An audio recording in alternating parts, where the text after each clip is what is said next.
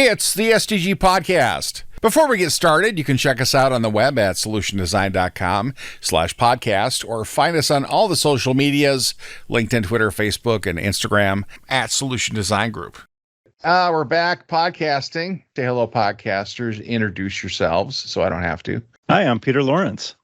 And hello, I'm Akila Cavo. And I'm Kyle Bacher. And today we're going to talk about other people's code, kind of walking into it, and then what we leave behind. Yes. You have the most coding experience. I have walked into the most code. You have worked with code. You've seen code. You know code. Yeah. What do you walk into?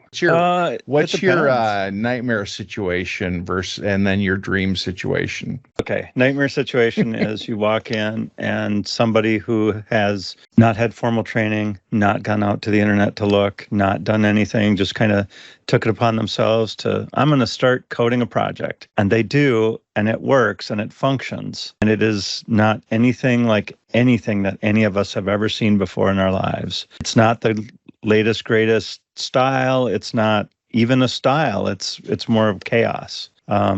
People call it spaghetti code or things like that. They've sort of done some object-oriented stuff, but sort of not because they didn't really have a tight grasp on it. That's the worst case scenario. The best. I feel based on that description, I feel like I owe a lot of people an apology. Yeah, you're probably the leading defender of spaghetti code. Yes, I'm the stable girl shoveling all of his crap that he's leaving behind. That's great.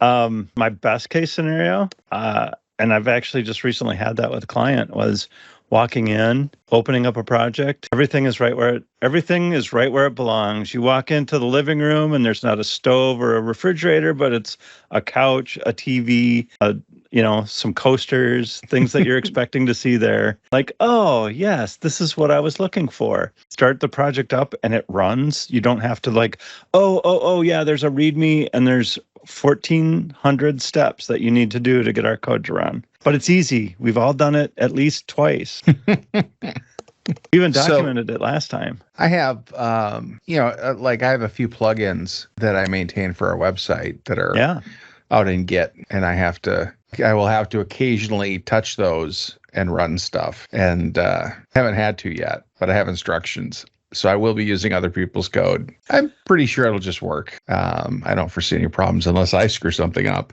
Akila, when you walk in as a QA, digging through other people's code. Yeah, absolutely. Because as the saying goes, the blank floats downstream and gets cut in the sleuth gates at the end of the sewer. So whenever you're doing QA, you are the sleuth gate at the sewer at the end of the stream. And so you really end up seeing problems that happen all the way over the software development lifecycle. You're the gate that catches everything. And so it's not just when I walk in as a quality person and see problems, it's it's problems with quality.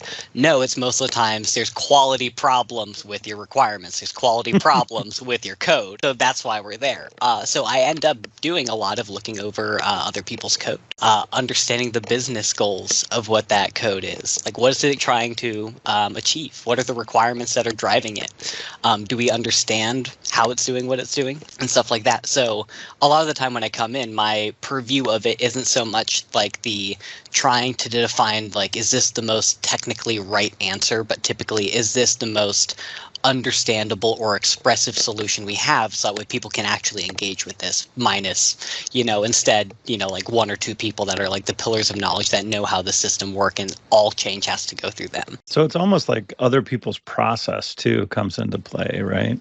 Yeah. Because I think that at the end of the day, design and code go hand in hand. And you should always strive to solve with design before you solve with code, because developers are a lot more expensive and it's a lot easier to draw something down on a napkin and get that done first and get that done correctly versus getting all the way to the point that you've now committed, an entire team to work on something. And I mean, I've definitely been in those projects. There was one project that I assisted with that had a company developing a form for a web application using Unity, which is a game development application. And they just did it because the developer knew how to do that. They were a game dev that they hired for, and that's the only thing that they knew how to do. So that ended up being their technology, and nobody else could understand or work with that. Wow. That's one of those choices that you wonder how they did nobody Google this?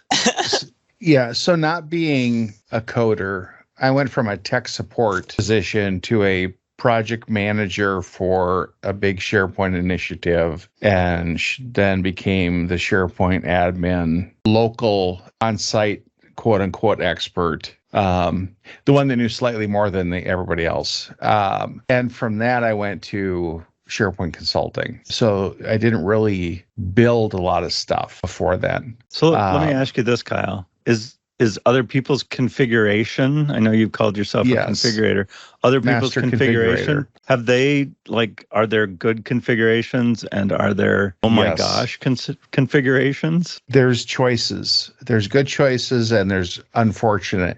I don't want to call them bad. I don't think anybody is ever out to do bad. I think they're out to do what they can. Worked.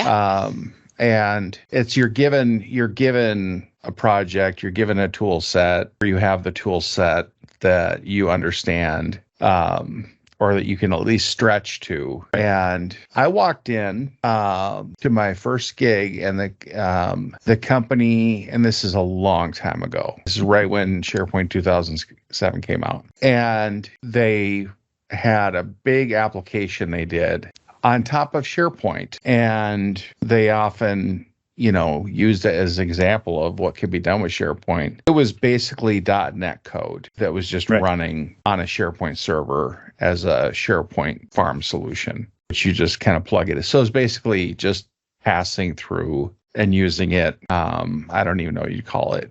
It's just a layer between it and what .NET normally runs on. They wrote one giant widget that all it did was that particular website, and they wrote it in .NET instead of doing full SharePoint. Yeah, it was this big application they created, and it was being exposed in SharePoint pages, but it was just basically iframes to this code.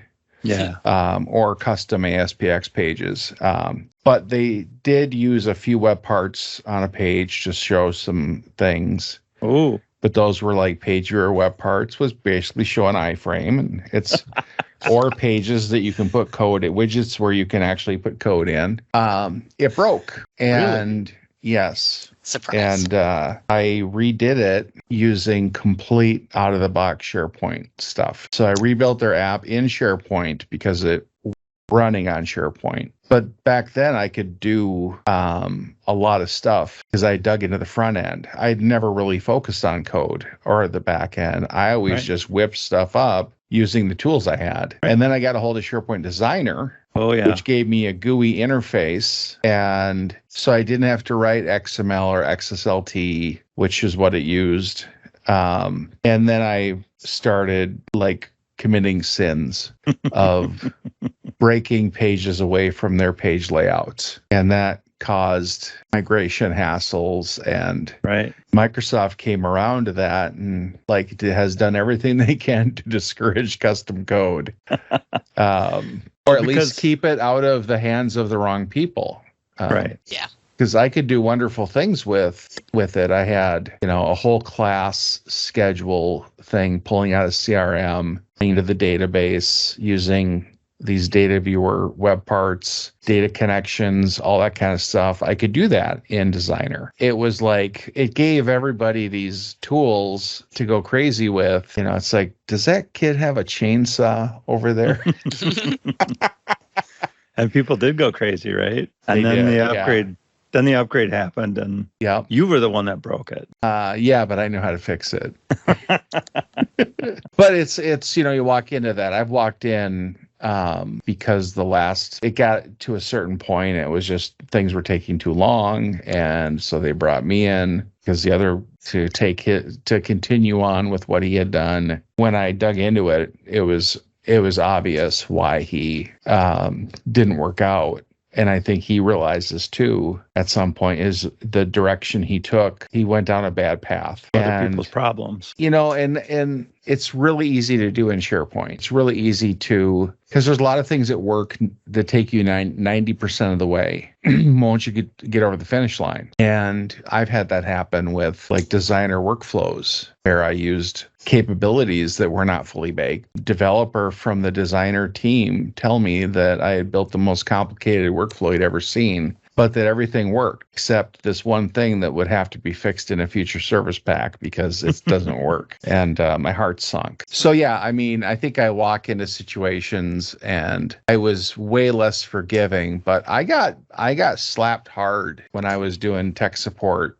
for ripping on an app that this construction company was using, because I had used it when I sold trailers like a champion and I didn't like it. So I made fun of it and I embarrassed their president who had decided to bring it in. I was an independent at the time, and did you become more independent? I got chewed out, and that was a good thing. Getting chewed out is something that needed to happen, because you should never walk into a situation and rip on other people's stuff, because you don't know the story. Well, that's a good point. Yeah, because we've all come into clients and you just look at something that looks really out of place, right? There's a reason that it's there. And if they tell you the reason, you can be like, oh, well, that's, it's not perfect, but it sure makes a lot more sense than it did 5 minutes ago when I looked at it and wondered what the heck you guys were doing. And some people have chosen an ORM model that wasn't, made by Microsoft, right? Well, okay, that's totally acceptable and should be fine. It makes things a little bit harder if you only use Microsoft ORMs or something like that, right? Just those choices that companies make, and they're perfectly acceptable. And once you get, roll up your sleeves and learn a little bit about the tool or the product, it makes sense. It's a sharp, fun thing. And so you have to make these choices, what direction you're going to go, what platforms, all the stuff. You have to make all those choices, and you don't have a ton of experience, so you might pick one and end up backing the wrong horse. It's also important to point out that a lot of the times when things get built like this, they're making and picking a point, they start walking towards it, and then of course business shifts, and then they're now having to go a different path, and now this might not be the best tool that they would have picked at the beginning for it, but they're now just kind of building on and adapting as they need to just kind of meet the requirements as it comes, because sometimes it's a little bit easier to take a painful step that might not be the best thing that's short term now, and then invest in the tech debt of the long-term adjustments that you need to make for larger tech stack shifts that come later down the line, because some of that stuff has to be prioritized. I feel like you were spying on me while I was working on one of my projects,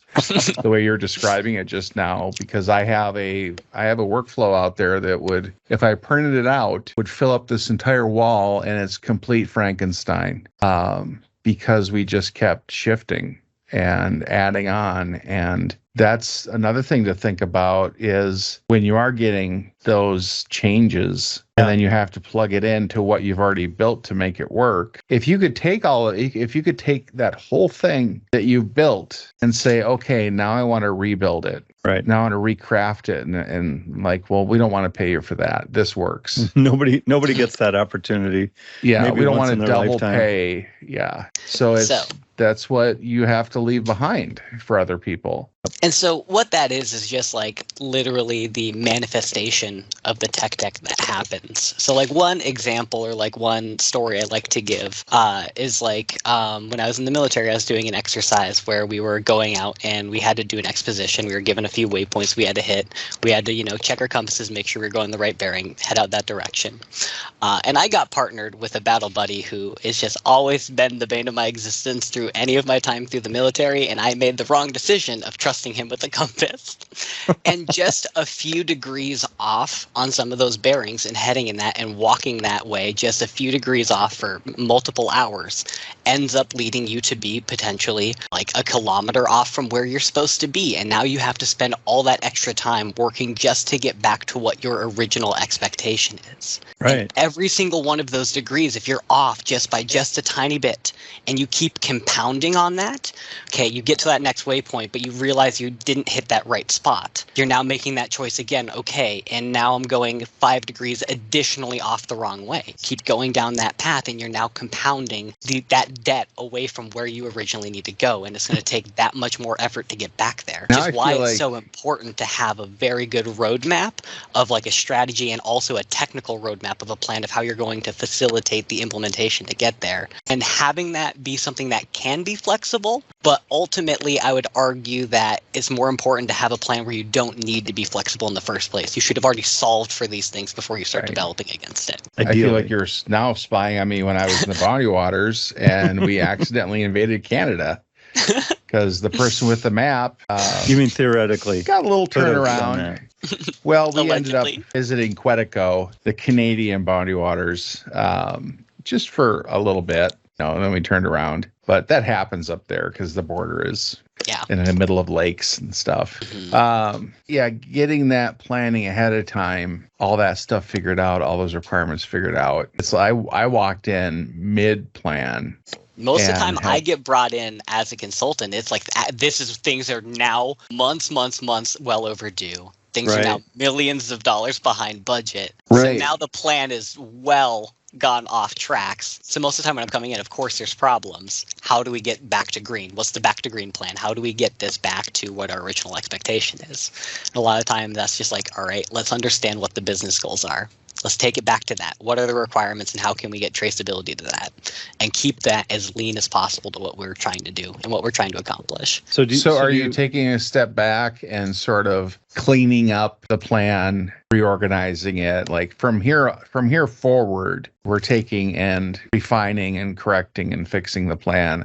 And now this is the plan going forward that we need to have. Exactly. And it is important to look at it like that, where it's like, of course, not going to be like this is garbage. We need to start re-architecting from scratch. It is what is the low-hanging fruit here? How can we make small changes, small adjustments tactically as we're moving that can align with our strategic things long-term that we also need to implement? And how can we keep those aligned going forward through that? And so it is exactly that, just refining what we have and how can we align that to where we need to go and make sure that we're staying on. Yeah, those are hard things, especially if you've traveled a long way on the wrong path. It's really hard to even decide to go backwards in a lot of cases. And sometimes it's just, okay, we're going to take a left turn here and we'll try to get back to where we're supposed to go. But if we don't, we'll keep adjusting as we go. That's one of those, there's a whole psychological thing about holding on to something because we've gone this far. Right. Mm-hmm. So we're just going to keep trucking ahead. Sunk cost. It's called the sunk cost fallacy for a reason, because it's not, just because you bought into, I don't know what an old Firewire 400, just because you bought into that doesn't mean, that you're going to be stuck with that for life when USB-C comes along or something like that, right? Like, no, I've standardized everything on this old technology. We can't change. The rest of the world is going to change. You don't really have a choice. You're going to change. So, but my favorite response to that is anything made by humankind can be unmade by humankind and made again. That's true. That's very true. Except for Greek fire and building pyramids. Damascus steel or something like that as Damascus well. Like true steel. Damascus steel. Yeah. They're figuring that out all the time. They figured out the Roman concrete just a little bit ago. They'll figure out Damascus steel. Yeah, lime, where it's self-healing when it gets wet. That's right. That's incredible. Like, okay, smart. I need them to I want to get that recipe figured out before they redo my front steps that are just a crumbling lump. It's hard to tell if it's steps or is that just a little hill of is that rubble? Pile of gravel. So knowing that others will eventually follow you, they will come behind you, and what was new is now old. And the business has changed, the needs have changed, and now it's time to bring in a new crew. How do you leave your campsite better than you found it? How do you leave behind old code that's in really good shape? It's what they expected. Things are where they expected. It's understandable. What steps do you take? Do you think about that, Peter? I think a big part of it is, like Akila said, is having a plan, right? And sticking to that plan. So then your plan, your map or whatever you want to call it, is a document that shows what you were thinking on day one, right? This was our plan. We set out to go here, and if we're not there, then we know. And also following good, sound code development standards. Standards are standards for a reason, and they're standard because people use them a lot. And the same thing for kind of that whole, you go out to the internet and you find a paradigm that works, and and you stick to it so that when somebody else walks in, they can be pleasantly surprised that the living room is set up correctly with the couch and the TV and the coasters, right? They're not horribly surprised. Now, there are times, even though it's a 70s living room, it might be set up great for 1970, but with, super orange shag carpet and everything else. And at least it's a frame of reference, but it's still not quite the living room that you were hoping to find, right? The Jetsons living room or whatever you want to call it. But you follow standards and you follow conventions that are done for a reason. There's a reason that projects are set up the way that they are. There's a reason that code is written the way it is.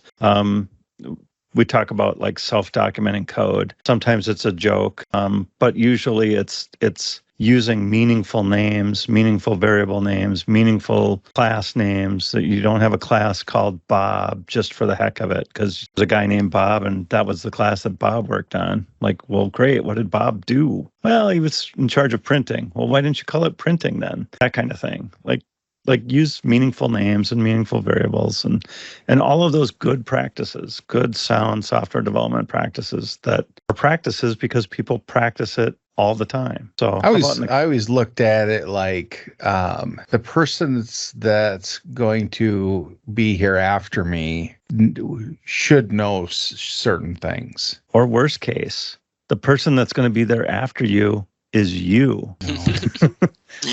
And you're stuck now working on AS400 systems. Welcome to the green screen. Well, and as consultants, there have been times where I've gone back to clients that I've left for a year or more and come back and like, okay, here we are. And then there's like things that I've done for smaller clients that are like, well, here's this little one-off thing that I worked on for a little bit to help them out. Getting back in there after you've been gone for a year, it's really eye-opening sometimes. It's really helpful if you leave breadcrumbs and a lot of documentation because you'll appreciate it, and so will the next person. Absolutely. How about you, Akila? On that QA land. Yeah, I mean, I try and look at every project I do as kind of like the ship of Theseus, where like, of course, eventually there's just going to be slowly, a QA member getting replaced, this one particular engine getting replaced for, a new one. It's just like slowly evolving over time, and eventually it's going to mutate to a point that nobody that was there before is going to recognize it. So I want to look at it as a way that whatever I implement, I want it to be highly extensible. I want it to be modular. I want it to be flexible.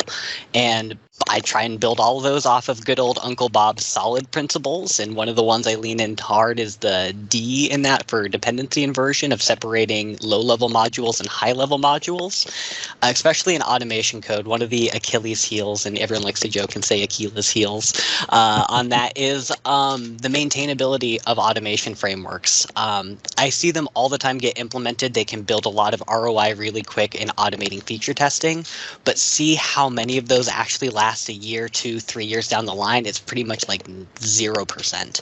Right. I want to actually get an exact number on that. I'm going to dig into a research and find it, I promise. But I always see those not last that long. Every time I'm jumping in on a project, they're not very long running, or if they are, they've been horrible the entire time that they've gone and they've never gotten it off the ground. And most of the time, that's just not doing good, solid principles and not doing maintainable design, because it's hard to come back to these things, especially when the tests lose their meaning. What was this originally trying to test? What was this originally trying to validate? How is this? What value is this providing? And that's the same problem that's now coming out of generative AI testing and generating like 5,000 tests. Okay, we do and run this. What does any of this mean? What is the value of it? That still is a huge problem to solve that needs those manual testers, those quality experts to assign that value to. And so how we get that is, separating those high and low level modules, those low level modules kind of being the things that the framework's going to run off of, and those high-level modules being the applications or whatnot we're going to run and test on. Because most of the time at these big enterprises, automation is going to be running across multiple different subsystems. How can we make sure that they all work together, but also still work in isolation where different teams can work on them independently and not trip over each other, but still have those shared methods available to each other? It's kind of giving both of them that kind of framework of an abstraction to work with. So we're defining data data in the same way, and we're defining our objects for how we're managing that in the framework in the same way. And that's expressive, so the quality experts that don't know code can still look at this file of data and understand what's in there. What does this mean, and why is this getting used in this particular test case? So kind of that same thing is I want to have standards, but I want those standards to be expressive. For naming something, it needs to mean something, and it needs to be associated with an abstraction that can be actionable and everyone has a shared understanding of how it works, which is why I think BDD generally leans itself pretty well to most automation frameworks that work at this large enterprise scale, is because you can give these really complex systems a layer of abstraction that can then be associated to expressive labels that can then be managed by super non-technical resources just as well as super high-level technical resources. Nice. So it's for your process of the QA side of things. Sorry, you're promoting, or you're kind of shaping that self-documenting code. Yeah. And because the QA side has to understand it. Yeah, and that's coming in at the very beginning from the design phase. This is before code's even written. We want BDD test cases that are written that say, as this user, I have this objective in the system to complete this action. Right. And that's going a step beyond just saying what needs to change in a particular, item that's going out, like a work item, a PBI, whatever. We get really good in sprints going, this is exactly what needs to change. We need to change this thing to happen. And once we fill out this then happens. Cool. But what value does that provide? I like adding that BDD layer to represent the value of how this provides value to the business. How is somebody going to do this? How is this going to impact the workflows that this is associated to? Because that makes it really testable. And then if you have those test cases written from the very beginning, you lose pretty much all misconceptions that happen because everyone is working off the same template. As this user, I go through this workflow, I get this outcome. And if you build code directly suited to that, everyone's on the same page, and it kind of removes that image of the tire swing and all the different product managers, developers, etc. Everyone has a different view of it. It kind of aligns that view a lot better. But there is some kind of downsides to that. It requires everyone to really be on board with it. It requires everyone to use those same standards. It requires a clear, vision of how it's being implemented. A lot of people end up implementing it bad because they have a million steps that are all just essentially hard coding each thing, and they don't put that layer of abstraction in that make that expressive. They're just essentially using these steps as reusable, executable code blocks, but they still don't mean anything. If you don't have those associated with requirements, they're still going to be failed because it's not going to mean anything. Yeah. So the behaviors that are driving development are not that's what BDD is, right? I'm What's doing that. What's BDD stand for? Behavior-driven development, and it is a step extension of test-driven development as a methodology. Test-driven development essentially saying before code starts, we write a test case that is looking to define a certain outcome, and then we code the minimal amount of code needed to pass that test. And once that test passes, we can then pass it through and move it to the rest of the environment.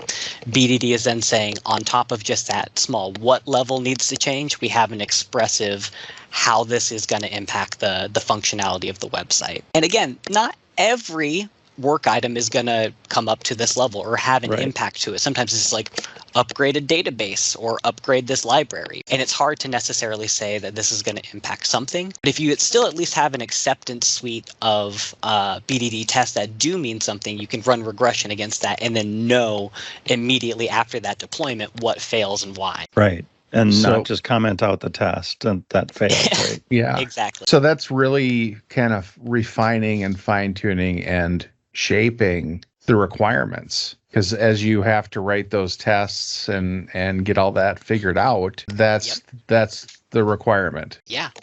Yeah. And because, at the end of the day, there's multiple different types of defects or multiple types of quality problems. It could be not understanding the requirements, or they're not being descriptive enough, the requirements not meeting the expectations of the customers because we didn't validate them well enough with them. Right. It could be problems with the code, them not being efficient enough, not architectural problems.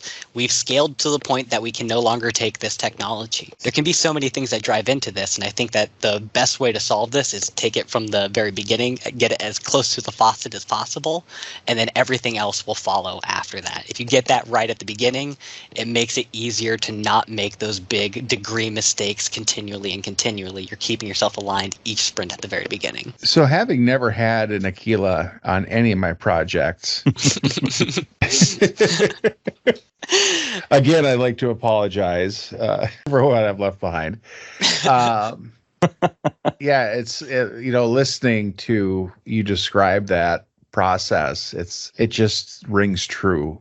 I can remember back on a lot of projects where the requirements were never complete because we always had a tack on. Oh yeah, and it also needs to do this. Oh yeah, I forgot about Brazil. We need to take care of the Brazilian rules that are so different from ours. But we didn't mention it because we forgot. And so to do this, we're just going to copy this code over and then hard code everything to Brazil and then change all the stuff. Oh, yeah, perfect. You've done this before. I can hear it. So how do you so let's say you're starting out, you want to follow the like what you said, standards, Peter. Mm-hmm. What are the standards? How do you know what the standards are? Well, I mean, part of that is staying in tune and in touch with the world, right? But standards do change. That I'm not writing the same active server pages that I wrote back in, I don't even know what year that was. But, we're writing .NET code or Angular code or whatever else. And the standards change between languages, and different front-end UIs have standards about where they expect things, and backends have different standards about where they expect things. So being versed in standards helps quite a bit. And if you're not versed in standards, go looking for them, right? Like at the start of a project, I'm gonna write this in Unity. I'm going to follow the Unity standards so that somebody who knows Unity is going to come into this and not be shocked. For whatever reason, that's what I've chosen. But I've done it in a standard way that people can look at it and go, oh, well, that's a standard Unity project. Even though I hate it and everything about it, I know exactly where to find the things when I need to because they've followed standards. And when I do a search on, Google or whatever search engine or, wherever I go for my answers, those answers match because it's done in a standard way. It's not like, oh, well, you should find the configuration file here. And if I don't, where would I find it? Oh, well, we've hard-coded that and we've stored it off-site. And we just make a quick FTP request for that every time. It's super easy. Oh, no, that's not standard. But if enough people start doing it, like if you just start putting that in every project, that's true. You could fight the standard. You can create your own standards. There's that they do get created, right? Those standards come from being done the same way. And there are certainly company-wide standards that may or may not match. Mm-hmm. And if you match the company-wide standards, everybody at that company that learns them is going to be familiar with your project. And there are times that you do have to go off the beaten path or go off a few degrees because the company standards are different than community standards. You can, as a consultant, you can say, well, that's fine, but what if we go back to the community standards that this kind of was based off of loosely and you guys kind of got lost? Because then anybody off the street is going to be able to come in and take over. And that makes a big difference, right? If you're developing in, some obscure JavaScript framework and you're starting to write your own standards and you're doing all these other things, you better have a process for bringing someone up to speed on all of that because it's going to take a process. They're going to have to learn. They're going to have to go to school on your way of doing things because it's going to be different than somebody else's or some tens of thousands or millions of else's, which I think is really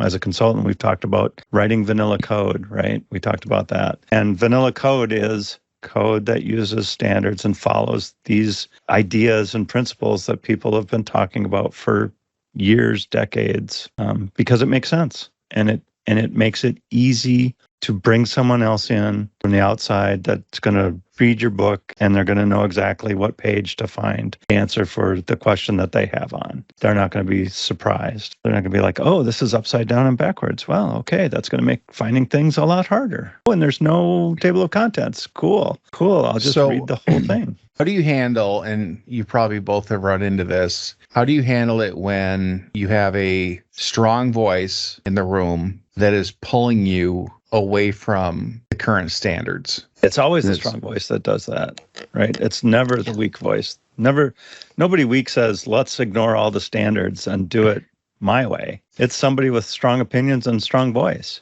And, they have pushed and made their voice heard. So how do you handle it? The same way consultants handle everything, right? Ask twice and then go along with whatever they've done, because that's the standard. And again, that's kind of that corporate standard or that company standard that they've established. And that's been done by somebody with a strong voice and a strong opinion. And you can totally follow that, right? It's not as easy as following the acceptable standards. We talked about open source projects and things like that. And that's another case where there's not a lot of open source projects that are just like insane setup, created from wild vision of what a project should look like, right? They usually get standardized pretty well, because then if you want help, people will help you. If you don't want help, then write it crazy and pretend that it's open source. Yeah, go ahead. I like to make the process and standards as intertwined as physically possible to make it as impossible to deviate from it. If I want people to follow code standards, I want a linting profile that's needed to run over all code, and that needs to be run and part of the code review process for anything to get merged into an actionable branch. It needs to be part of the process so nobody can subvert that and just say, I'm going to merge my code in and it's not going to fit that. Even for automation code, I want that level of scrutiny to go into making sure we have all of our spacing, naming conventions, stuff like that as built into the process as possible. And when you try and build how you're writing your test cases in these ways that it's generated from the requirements to how the test cases is written to how development is happening, when each of these parts are an integral piece that's well handed between each team, it removes the ability from somebody to opt out, because their workflow is now through the process of following the standards as much as you can. In some places, a lot of people end up working in those silos, though, or they have so much control over a particular thing that they control the standards that get set around that. And those can always be some of the most challenging projects, is when those people don't necessarily want to cede any of that power or that knowledge that they have, because they don't necessarily maybe trust who they're handing it to, or they don't want everyone to pick it up because they're like, well, if someone does it, they're going to screw it up and then I'm going to have to go and fix it. It's just finding ways that we can find value for them by helping them do all the things they need to do, because these are typically strong voices, but also the overworked people that are the pillars of responsibility that have too much to do already. So finding ways that we can democratize out their responsibility and give more ownership to other members on the team. Yeah, and mentioning the tools, I think that's a 100%, 100, that should almost be step zero, is if you can get those standard. There are tools that exist out there that force everybody to follow the same coding standards. And it's really painful if you've never had it at your client or at your place, right? It really hurts to see all the things that are wrong with existing compiling working code. But eventually you standardize everything and you go through it and you get that project. It's kind of a code debt, right? If you've used underscores in half of the places and camel case in half of the places and something else in another half of the places, you've got too many halves and I'm just going to admit right now that I somehow cannot do things the same way ever. I drive home a different way every time I go home. Yep. I can't emphasize enough the importance of naming things. Mm-hmm. It is critical. It is a big deal when you name something. And it's hard. It is very hard. Naming standards for content management is critical. One of the first things we did when we redid the HQ was we cleaned up and we developed a naming convention and we put it in place. And all of a sudden, search worked great. You could find everything. It's weird. Yeah. I've walked in and seen existing information architecture. And one started with had every column name started with the organization name _ and the columns were only so wide. So you look at it, and this is SharePoint content types, site columns within the standard content types. And you look at them, and you have to float your mouse over to see the full name because it's being cut off. And I had to go in and rename everything. But everybody forgets what organization they're at. We know we work here. This is all for us. We know where we are. We know what it's for. And that was I had to talk them out of it. It was like a big decision they had made. Right. And I know why you did it. Here's why we need to undo it. And I try to do all this stuff with a lot of empathy and, avoid the words like garbage, and asking those questions. Like, this is it's always bothered me when I say, hey, I need to know how you can do this. And someone says, why are they doing that? Well, they just are. That's what they want. Like, why is this like this? Why is this? What is going on? That reaction. And it's like, well, wait a minute. They did it because that's what they thought they should do. And that's what they knew how to do. Mm-hmm. So we already have the answer for all of that. Right. We already have all those answers. We don't need to dwell on the past. We look at what we have and we go, okay, where do we need to go from here? Well, we're going to have to rename these. It just becomes a list of tasks that you need to do to make it better moving forward. And then each one of those layers, project after project, as you get smarter and smarter and you develop and use those standards, other people's code is going to get better and better, I think. Right. And you're going to leave we have 8 minutes left. I was like, that would have been a great parting thought. Wow. And now I have to part again. So, Akila, any parting thoughts? I have some parting data. I like talking about data, if you'd let me. Yeah.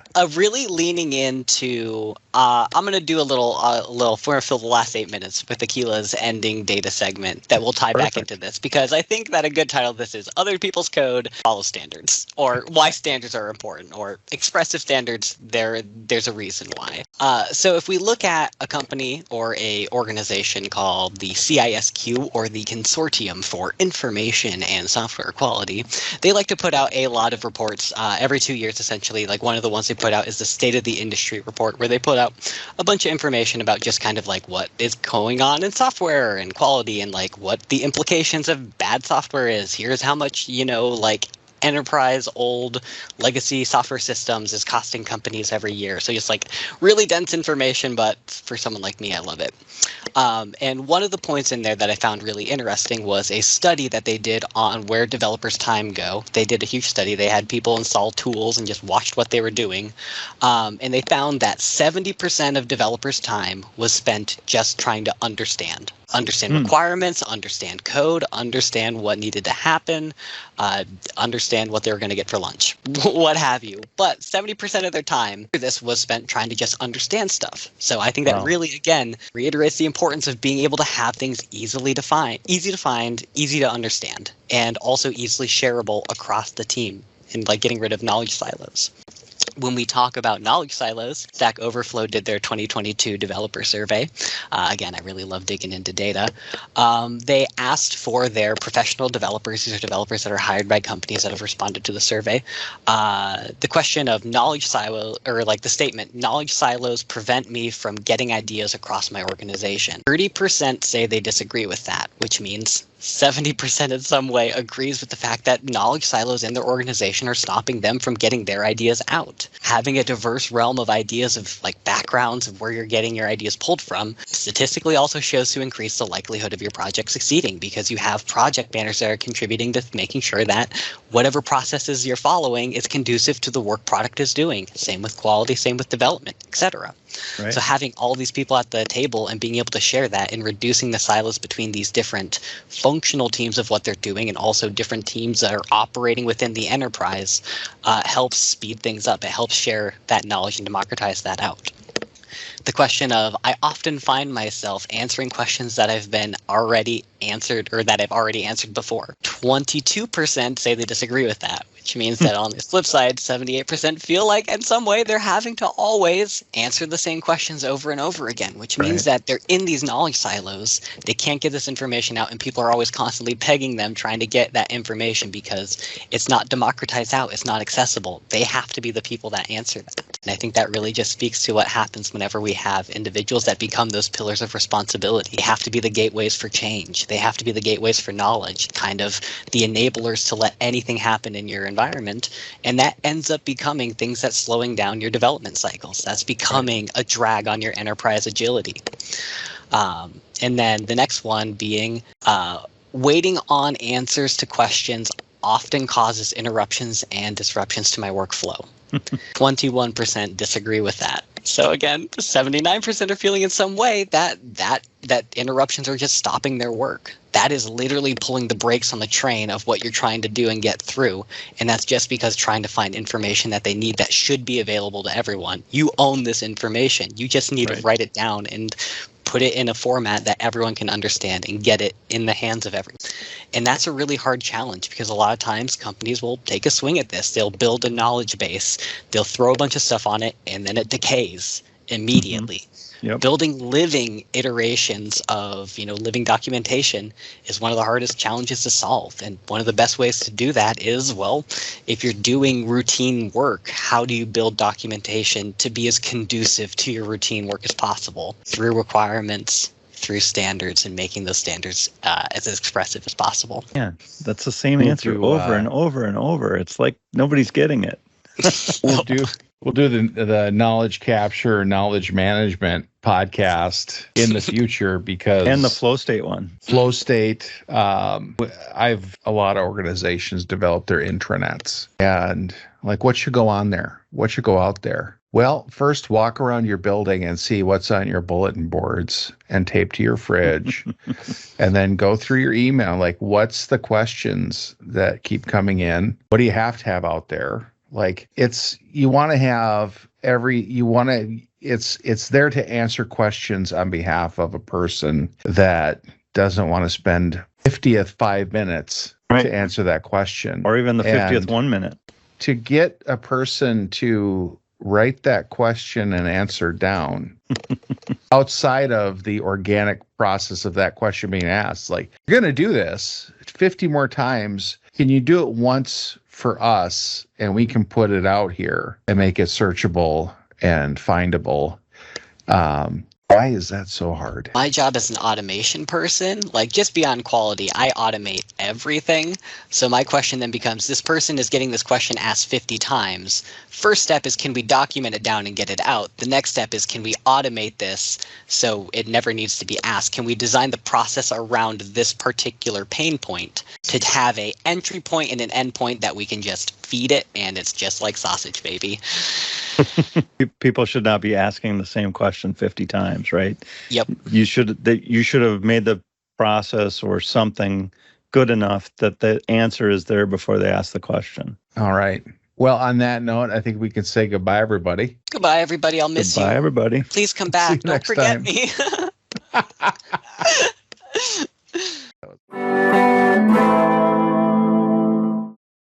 Solution Design Group is a digital product consultancy in Minneapolis. Check us out on the web at solutiondesign.com or look for us on Facebook, Twitter, LinkedIn, and Instagram at Solution Design Group.